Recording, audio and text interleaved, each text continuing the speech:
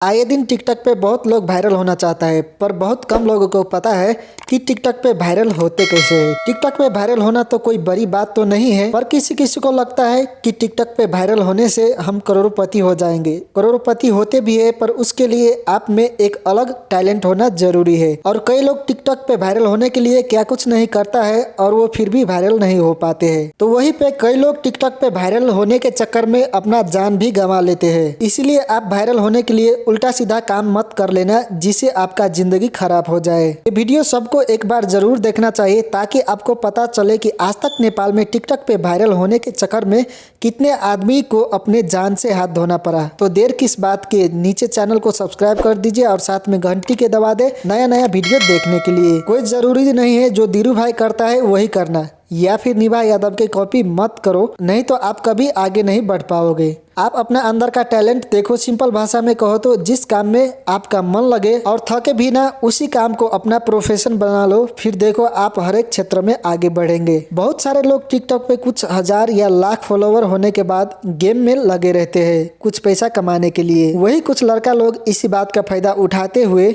और कुछ लड़की को गेम जिताने के बदले में कुछ टिकटॉकर लड़की को अपना अश्लील वीडियो दिखाने का मांग करता है, और फिर कई लड़की इस खराब आदतों में फंस जाती है।